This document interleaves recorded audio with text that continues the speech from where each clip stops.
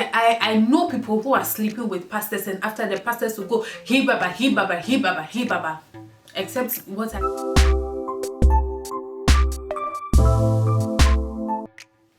Hey guys, welcome back to my channel. If you're new here, my name is Maya, and thank you very much for joining this video. So today I'm going to be talking about a very sensitive topic that happened, it's still happening, something that is still happening. But what triggered this video was that one Nigerian lady, Busola Dakolo. So if you don't know her, she's married to Timi Dakolo, who is also a musician, and at the age of 14, I believe, she was raped by a preacher. She was raped by a pastor. She has accused the man of rape, basically, and the man in question is Pastor Biodun, who is the one who allegedly raped her. And after watching the video, I must say that it was heartbreaking to watch, for her to re-encounter that memory and tell her story. First of all, Busola, you are brave, you are strong, you were a pace setter, and for what you have done, people will come out with their stories. They may not come out publicly, but they will tell their families what has been done to them. I was on Twitter I think it was Friday, and everybody was like, Busola Dakolo, she wanted it, blah blah blah, you know, all of those silly comments. So I was like, she was raped. And then I went to YouTube to watch the full story. It's a 4-part interview, and I'm going to link the part 1 in the description box so that you would be able to find the rest of the parts on that YouTube channel. And the backlash she got, the way people reacted to it, I was shocked. I am livid. It's even an understatement. That for people to think that she's lying, why she has waited all of these years to come and say the story, and that the man is popular now. Like, someone I know told me that the man is popular now and she wants money. Who the hell comes up with rape accusation? I mean, yes, it is true that there are false accusers, and let me set this straight, that I always say that when it came to Chris Brown's case, I always say that if this is false, I think false accusers also need to face some sort of punishment, because it is becoming rampant, and you sort of take the importance of the issue from the real victims. Do you understand? I am of that opinion that if someone should falsify rape allegations onto someone, boy, girl, whoever accused, and it was false, the person should face some sort of actions, because there are people who are really going through this every day, and they are scared because, number one, people will think they are lying. Number two, people will ask why they didn't hesitate, if in the case they didn't hesitate. Number three, if they didn't report it after, why they didn't report it after. But what you don't realize is all of those people who are asking those questions, who are in doubt of the story or of other victims, not just this particular one, because this happens every day. People are being raped every day, and there's still that stigma, even that is starting from the police station. I know that in Ghana, even when somebody is raped, most of the policemen, when you go and report the issue, they start from what were you wearing, and it may probably be your fault because of what you are wearing. There are lots of guys who are walking around who are sexualizing women just because of the clothes they are wearing. If somebody decides to dress naked, does not give you any authority for you to touch them. It gives you zero. My blood has been boiling since. In fact, Twitter is one place that can take you from 0 to 100 very easy, because people display stupidness. Someone one comment was like, in fact, Twitter needs sense verification. You need to have sense. My friend once told me that internet is for the elite, and she didn't lie. Kizita, come and take your stone. She didn't lie, because the level of stupidity that people are displaying on the internet.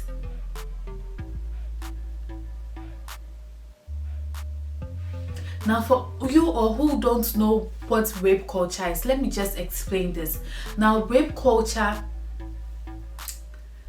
like, you know, rape is one person, or in cases where it's a group, maybe gang rape. I know that there are specific individuals who commit them, but the culture comes to the society who enables it, who gives excuses for rapists with the things they say, with slut shaming victims, or just because even prostitutes are being raped, and people give the excuse that oh, but that is her line of a job. And so the fact that someone is selling their business means violates them. The fact that somebody is selling their body means it doesn't mean violates them. I feel like we need to emphasize on consent in our homes. Consent needs to start to be taught to our kids. Our kids needs to know. It doesn't even have to be sexual until they get to the age where they can understand what sex means. But when it comes to friendships, work relationships, we need to start teaching people what is consent, what to allow, what not to allow. Set boundaries for people. Because at the rate which people feel entitled to other people's body just because of what they were wearing, or because she's my husband, she's my wife, he's my husband, and so I can do whatever, or the Bible says, woman, submit yourself. No, the Bible does not say rape your wife. The Bible does not say that when your wife is not in the mood, force her to have sex with her. Even a lot of people don't even, you see, and one thing that people should understand about coming out with your story is that you save millions of lives. It becomes a ripple effect. There are two instances that I've seen on the internet where, because of Busola's issue, two men, one man and a sister, has found out that their 14-year-old, in fact one is 18, has been raped. One by their uncle, second by the 8-year-old by a family member. Do you think that if Busola did not come out, and if this girl was not having a conversation with her sisters, do you think they would have said it? Do you think they would have said it? Because this man has threatened to kill them. Until the elder sister gave reason as to why you should tell your story, as to why when somebody touches you, you should tell people. The little girl would have died. And you know the most heartbreaking parts?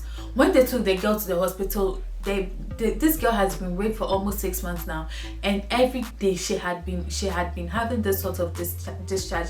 Now her vagina is spoiled, and the doctor told them that if it had been any later, the girl would have been dead. If it was not for Busola, an 8-year-old could have died because of one selfish, stupid ass nigger. And I'm being serious here, because this is not something to write home about. This is not something to be happy to talk about. Like, I never ever knew I would wake up and come and talk about rape, consent. And when it comes to even consent, one thing that is even killing my soul is those people who are saying that this looks like consented rape. When somebody says, can I kill you? Will you allow the person to kill you? Or when you allow the person to kill, will you go and tell God, oh, I allowed them to kill, it was consented? Will you do that?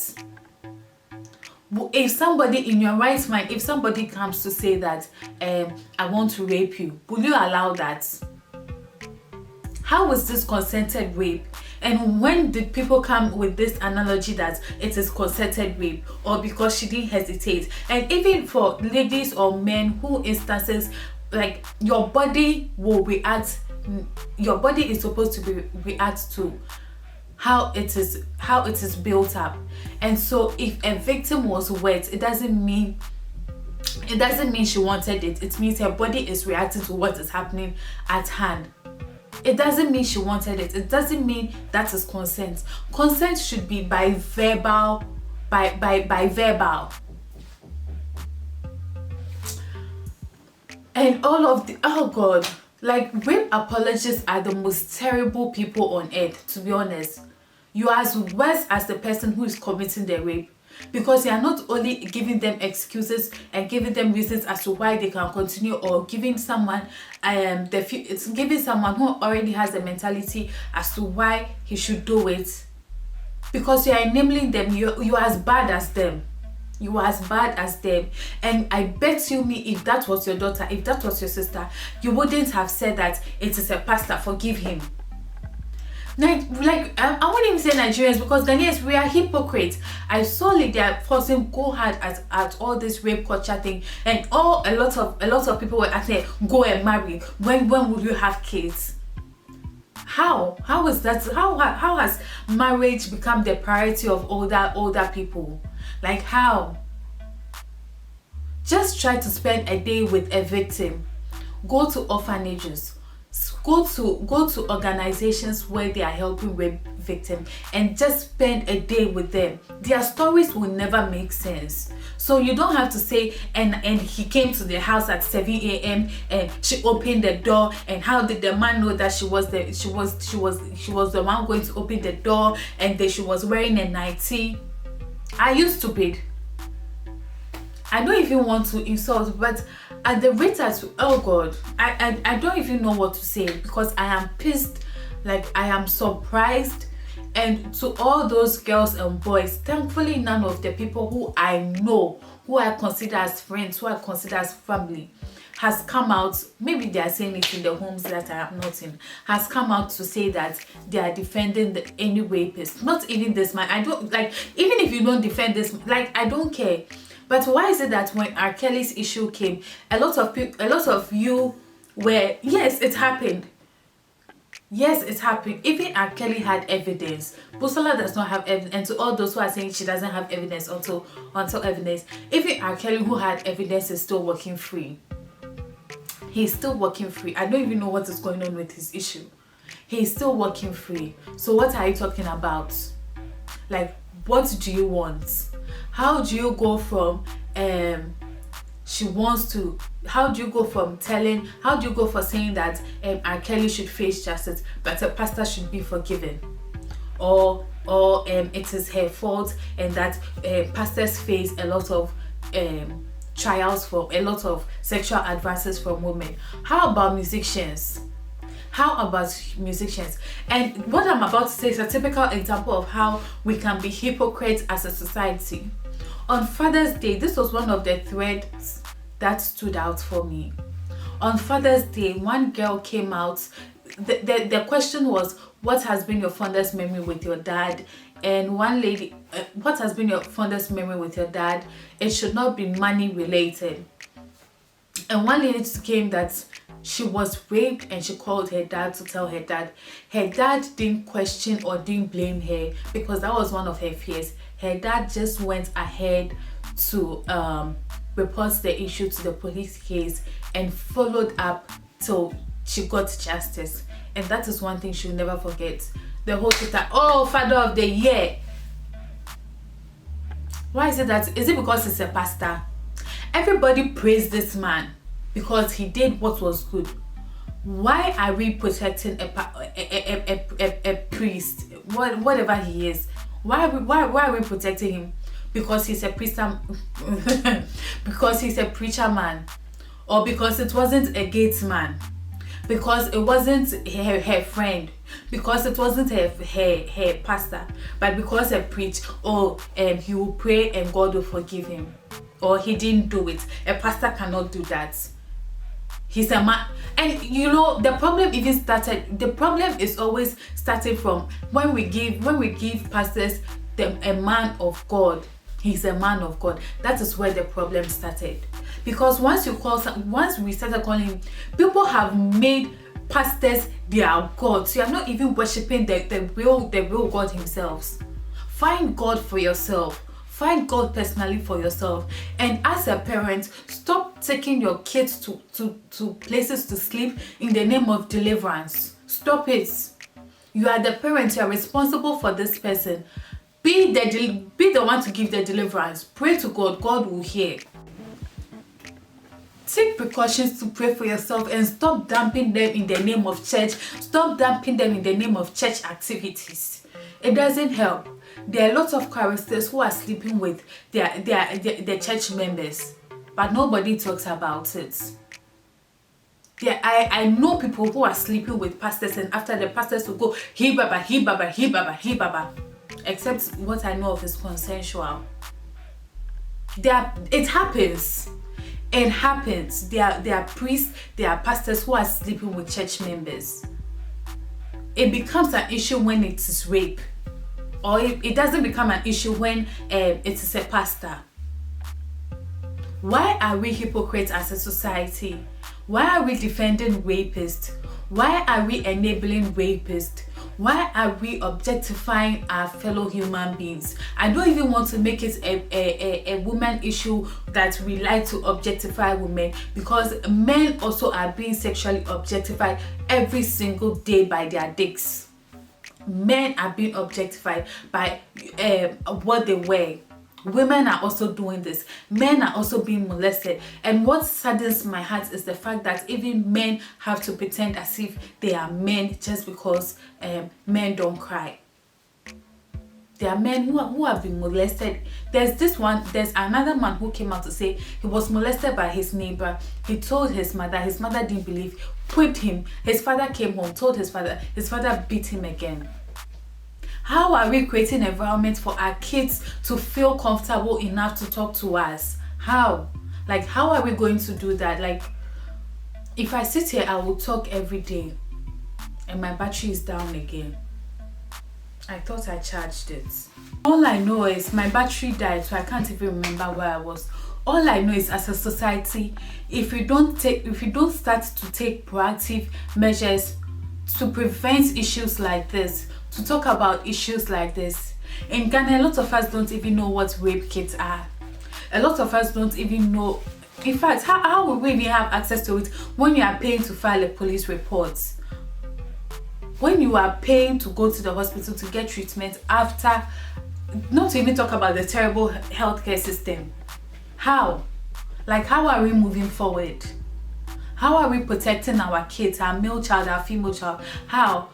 A lot of us don't know what. Now, if you're a victim, if you've ever been raped, I'm not sure this we have for sexual violence forensics lab in Ghana, but if you're in any part of the world, I'm begging you, once it happens, go to the hospital and tell them you need to take evidence, or you need rape kits. If you don't know what is, the kit is used to gather evidence as from when you are ready to speak up, so that you have evidence.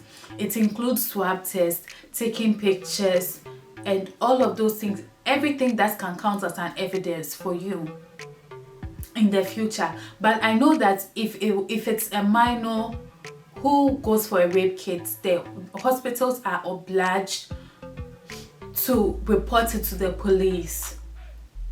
But if you're an adult, you have the decision to report it by yourself. If you... let me just talk about this and end the video. For those who keep asking, why did you wait 20 years to come and report this issue? A victim can wait 100 years, die and come back to come and talk about their story, and it is okay. Stop blaming victims for not reporting when they want to. Do you know the psychological trauma they have to go to re-encounter every event? Do you know?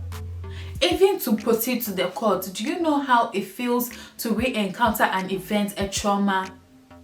Like I said, if you have never been through trauma, don't come and invalidate someone's pain because they didn't act as logic as you wanted them to. Don't even try that. And if you're a rape apologist too, I know I don't have a lot of subscribers, but I appreciate each and every one of you. Unsubscribe, because I won't condone that. That's not me. That's not me. You don't know the emotional trauma these people go to, the psychological, and for even people who don't get help, who don't even get who don't have the financial stability or the intelligence or someone to hold their hand to get them psychological help, they are doomed for life, because this affects their friendships, their relationships with men. If they aspire to be married, it affects their marriage. There are women who are raped even now and are married, and this is affecting their marriage because they don't have that trust anymore. They don't trust any man anymore. They don't trust any woman anymore. They are always holding tight to their kids because they are in fear that it may happen to them. And you sit here to tell me that thunder fire you. Thunder fire you wherever you are sitting. Like, my blood has been boiling these past 3 days.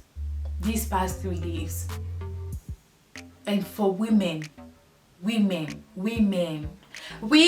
oh, for you people who are defending rapists, I won't say karma should come on, but all I say is karma is a bitch. Karma is a fucking beautiful bitch. It may not hit you directly. It may hit your sister, your father, your mother. It may not hit you directly. Until it has happened to you, you understand that nothing that happens to a victim is logic. The sequence of the events, none of them make sense. And this goes to not just sexual violence, physical violence, emotional abuse, all sorts of abuse. I pray that you have the courage to get justice. Recently, I gathered a lot of rubbish in my house and I decided to take it out. As I stepped out, a lot, like, some flew away.